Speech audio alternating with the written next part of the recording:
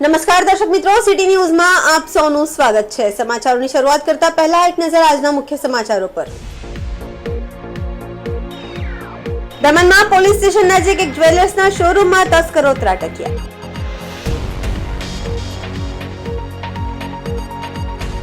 ડુંગરા વિસ્તારમાં આવેલ પર્લ અપાર્ટમેન્ટમાં બે ઇસમોએ ઘરમાં રહેલ એકલી મહિલાને નિશાન બનાવી।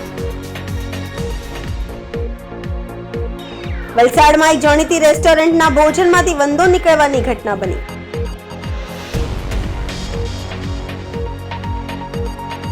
અને વલસાડના રામવાડી વિસ્તારમાં ફરી એકવાર બિલ્ડિંગનો સ્લેબ ધરાશાયી થયો। હવે સમાચાર વિગતવાર જોઈએ। સંઘ પ્રદેશ દમણમાં પોલીસ સ્ટેશન નજીક એક જ્વેલર્સના શોરૂમમાં તસ્કરો ત્રાટક્યા હતા। એક તરફ દમણમાં ભારે વરસાદ હતો અને બીજી તરફ પોલીસ સ્ટેશનની નજીક જ એક તસ્કર ગેંગ પોતાનું કરતબ અજમાવી રહ્યા હતા। જ્વેલર્સની દિવાલમાં બાકોરું પાડીને 4 ચોર 70 લાખથી વધુનો સોના ચાંદીના દાગીના લઈને દમણ પોલીસને સીધો પડકાર ફેંક્યો છે।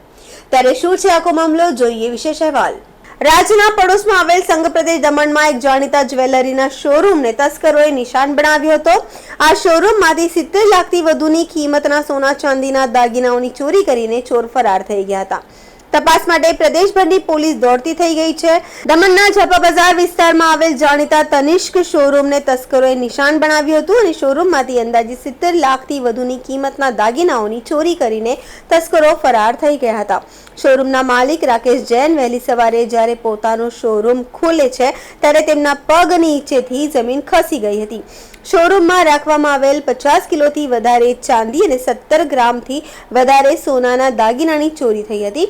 શોરૂમના દિવાલમાં બાકોરું પાડી ચોર ગેંગ અંદર પ્રવેશ કરે છે અને આખું શોરૂમ ખાલી કરી નાખે છે। ચોંકાવનારી બાબત એ છે કે આ તસ્કર ગેંગ ગેસ કટર જેવા આધુનિક સાધનો લઈને શોરૂમમાં પ્રવેશ કર્યો હતો। નાનકડા દમણમાં બનેલી આ ઘટનાને લઈને ચકચાર મચી જવા પામી હતી।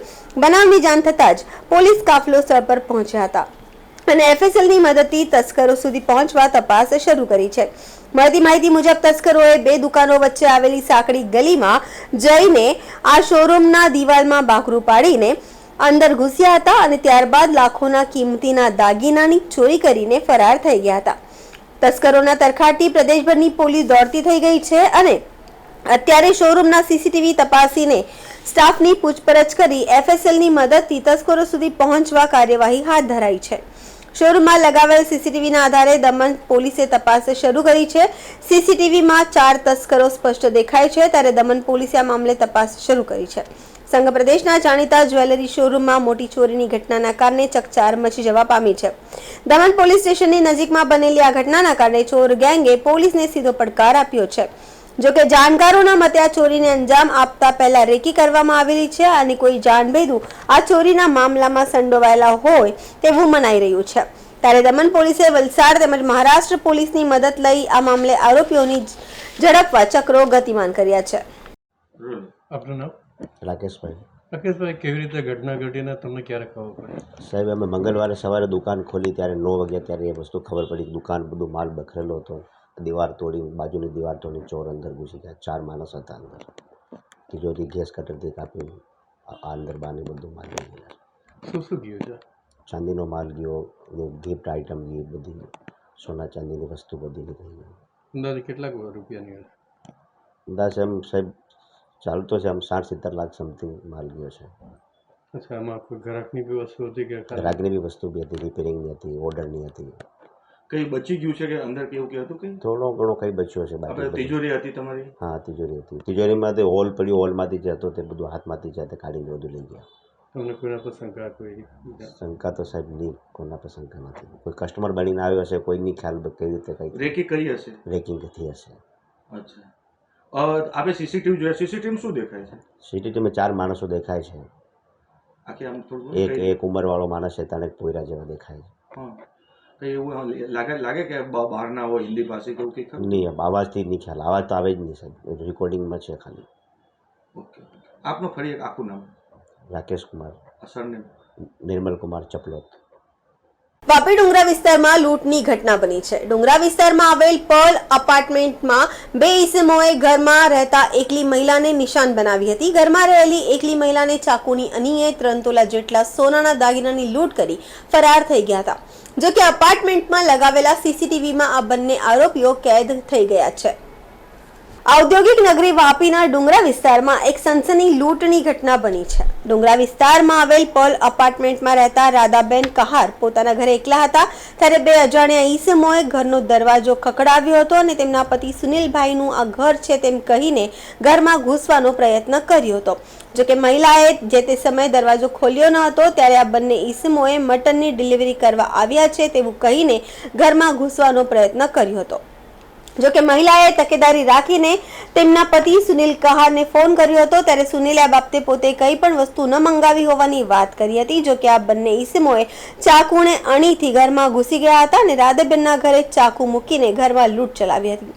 રાધાબેનના ગળામાં પહેરેલ મંગળસૂત્ર, કાનમાં રહેલ સોનાના દાગીનાની લૂંટ કરી ફરાર થઈ ગયા હતા. જોકે આ મામલે રાધાબેનને પ્રતિકાર કરતા હુમલાખોરોએ રાધાબેનના આંગળીએ ઈજા કરી હતી. આ મામલે તેના પતિ સુનિલને શંકા જતા તેઓ તત્કાલિક ઘરે પહોંચ્યા હતા ત્યારે લોહીલુહાણ હાલતમાં રાધાબેન જોવા મળ્યા હતા. તેમને વાપીની હોસ્પિટલમાં ખસેડવામાં આવ્યા હતા. આ મામલે ડુંગરા પોલીસે તપાસ શરૂ કરી છે. જોકે આરોપીઓ એપાર્ટમેન્ટમાં લગાવવામાં આવેલ સીસીટીવીમાં કેદ થઈ ગયા છે ત્યારે ડુંગરા પોલીસે સીસીટીવીના આધારે બંને આરોપીઓને ઝડપવા चक्रों गतिमान किया है. तो मैंने मटन नहीं लिया, इनको फ़ोन लगाया, इनसे फ़ोन लगा के उस लड़के से बात करवाई.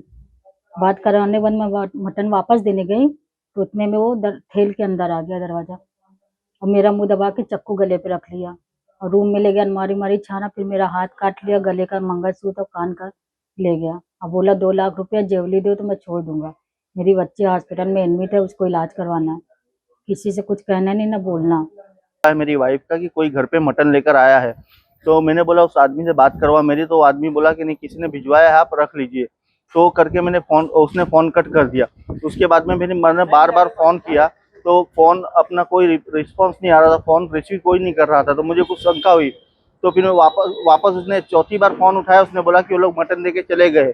उसके बाद में फिर भी मेरे को डाउटफुल हुआ तो मैंने अपना एक फ्रेंड को फ़ोन किया, यादव जी को करके बाजू में रहते हैं. तो उनको मैंने बोला कि मेरे घर पे कुछ प्रॉब्लम हुई तो जल्दी से घर पे जा. वो घर पे जाके दरवाज़ा खोला, उसको दूसरे रूम में पैक किया था. जब दरवाज़ा खोला तो उसको बाहर आई तो उसका हाथ कटा हुआ पूरे खून से पूरी खून में थी वो. उसके बाद में वो दोनों वहाँ से फरार हो गए. સમાચારોમાં સમય છે નાનકડા વિરામનો. વિરામ બાદ જોઈ શકશો વલસાડમાં એક જાણીતી રેસ્ટોરન્ટના ભોજનમાંથી વંદો નીકળવાની ઘટના બની.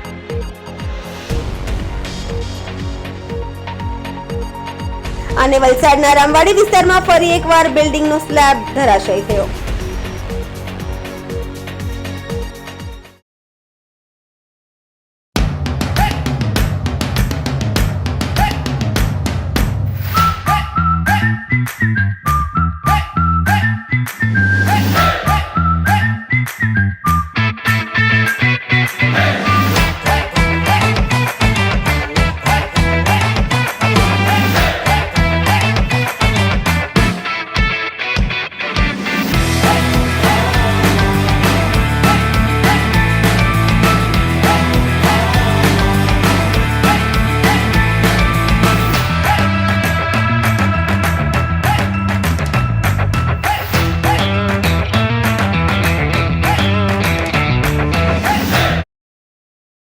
Super Tire, a lifestyle tire store. GIDC Crossroad, Vapi. વિરામ બાદ ફરી આપનું સ્વાગત છે. રાજ્યમાં જાણીતી રેસ્ટોરન્ટમાંથી અખાદ્ય ચીજ વસ્તુઓ નીકળવાનો સિલસિલો અટકતો નથી ત્યારે વલસાડમાં એક જાણીતી રેસ્ટોરન્ટમાં ભોજનમાંથી વંદો નીકળવાની ઘટના બની છે. વલસાડની જાણીતી કોફી કલ્ચર નામની રેસ્ટોરન્ટમાંથી ગ્રાહકે મંગાવેલ સિઝલર ફૂડમાં વંદો નીકળતા બબાલ થઈ હતી. ઘટનાને લઈને ગ્રાહકે વિડીયો બનાવીને સોશિયલ મીડિયામાં વાયરલ કર્યો છે ત્યારે આ મામલે વલસાડ ફૂડ એન્ડ ડ્રગ્સ વિભાગ કડક પગલાં લે તેવી માંગ પણ ઉઠી છે.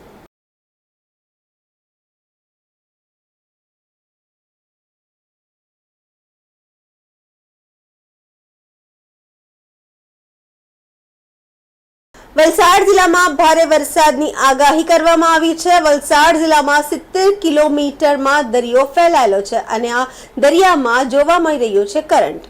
વલસાડ જિલ્લાના માછીમારોને દરિયો ન ખેડવા સૂચના આપવામાં આવી છે, ત્યારે વલસાડના દાંતી કકવાડી વિસ્તારના દરિયા કિનારાના દ્રશ્યો પ્રચંડ દરિયામાં મોજડી ઉછળી રહ્યા છે અને દરિયો ગાંડોતુર બન્યો છે. આ દ્રશ્યો સિટી ન્યૂઝની ટીવી સ્ક્રીન પર ઉપર જ્યાં દરિયામાં પવન સાથે પ્રચંડ મોજા ઉછળી રહ્યા છે અને દરિયો ગાંડોતુર બન્યો છે.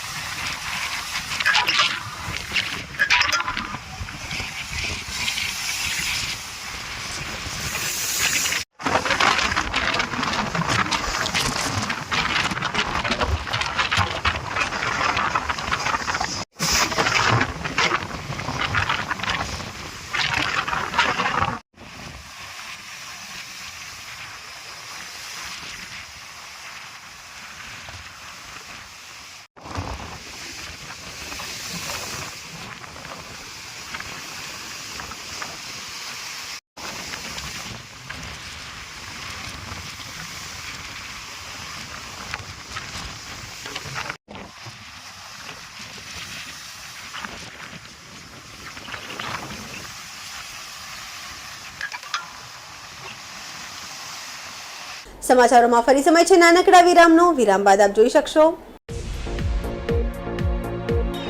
અને વલસાડના રામવાડી વિસ્તારમાં ફરી એકવાર બિલ્ડિંગનો સ્લેબ ધરાશયી થયો.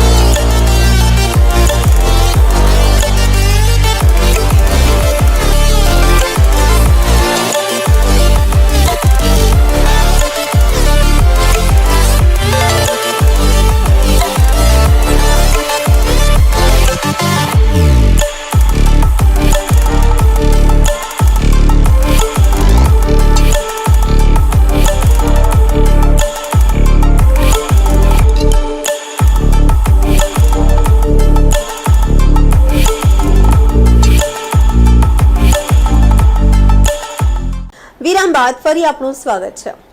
વલસાડના રામવાડી વિસ્તારમાં ફરી એકવાર બિલ્ડિંગનો સ્લેબ ધરાશાયી થયો છે. સ્લેબ ધરાશાયી થવાની સમગ્ર ઘટના સીસીટીવી કેમેરામાં કેદ થઈ ગઈ છે. રામસાગર અપાર્ટમેન્ટનો સ્લેબ ધરાશાયી. લાંબા સમયથી જર્જરિત હતી આ બિલ્ડિંગ. 4 દિવસ અગાઉ પણ બિલ્ડિંગનો સ્લેબ પડ્યો હતો. સદનસીબે ઘટના વખતે કોઈ નીચે નહીં હોવાથી કોઈને ઈજા કે જાનહાનિ થઈ નથી.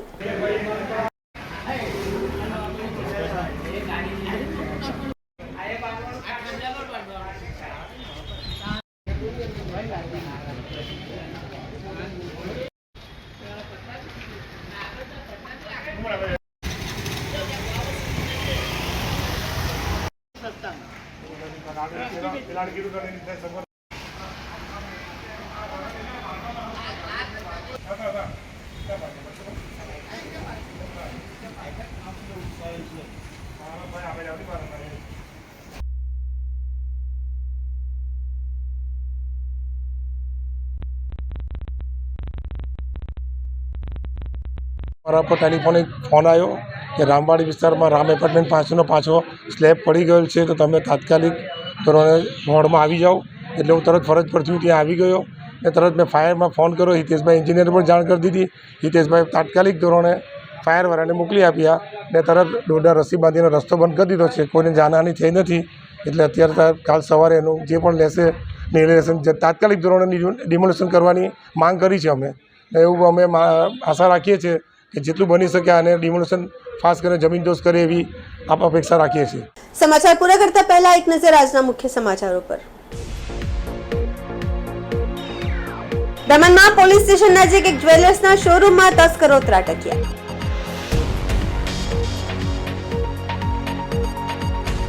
ડુંગરા વિસ્તારમાં આવેલ પર્લ અપાર્ટમેન્ટમાં 2 ઈસમોએ ઘરમાં રહેલ એકલી મહિલાને નિશાન બનાવી. વલસાડમાં એક જાણીતી રેસ્ટોરન્ટના ભોજનમાંથી વંદો નીકળવાની ઘટના બની.